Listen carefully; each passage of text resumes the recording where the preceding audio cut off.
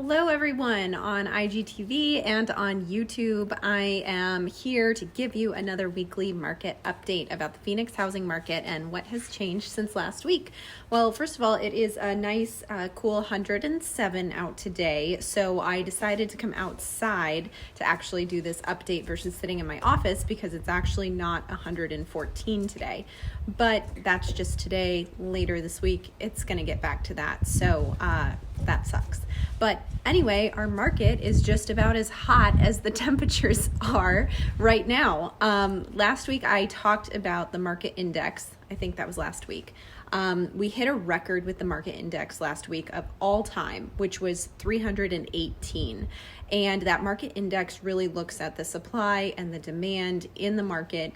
And it's something that the Cromford Market Report has created an equation to essentially give us that number. And like I said, it encompasses the supply and demand. Well, this week we've hit a new record, and that number is 327. So not only have we beat out last week's, but we beat it out by a lot.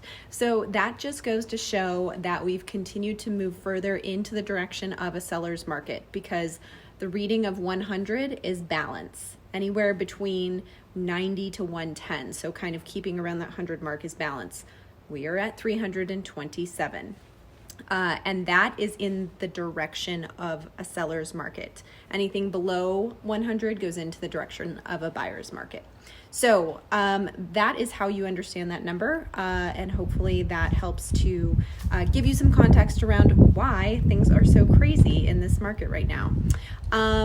Also, the majority of homes in Phoenix right now that are for sale are on the market in MLS. We have more that are under contract than we have active for sale. And that's looking at all of the greater Phoenix area, which is crazy, right? So when you're a buyer trying to find a house available for sale, it sucks because there's just not a lot out there. There's more under contract than there are active for sale. Also, our closings in August. So I know it's only August 10th, but our closings so far this month, 33% of our closings closed over asking price. So that's 1/3 of all of the closings that we had this month so far have been over asking price. Another crazy indication of what's going on out there. Now, all of this is doom and gloom for buyers, it sounds like, but I do have some good news for buyers. Here's a few things. So first of all, annual appreciation rates, about 16%, if you can believe that.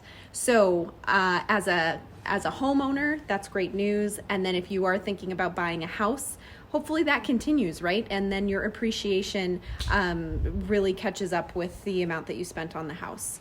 But along those lines, I know we keep talking about prices going up, but it's still affordable. So here's the thing about that. We measure affordability on the percentage of people in an area that can afford to buy a house. And that is really based on incomes and things like that, and wages in the area, cost of living, etc. So that number to be in a normal range is between 60 to 75%. And we're well within that range. We're at 64%.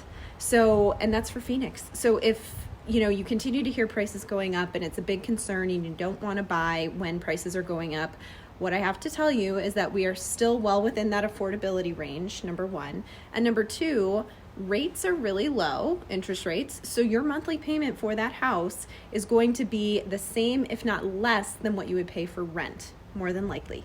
So it's probably a smarter idea to be paying that towards your home versus paying it towards someone else's home that you're renting. So that's an interesting thing I wanted to bring up, is that affordability is still within a really normal range. A few other things I wanted to bring up that's good news for buyers. Our contract ratio, so the number of homes that we have active on the market compared to how many are under contract, that number is still high, but it did soften a little bit last week. So that is great news, because hopefully that trend continues. That's what we want to see, is if that trend continues, then you might start to see that and actually feel that a little bit in the market.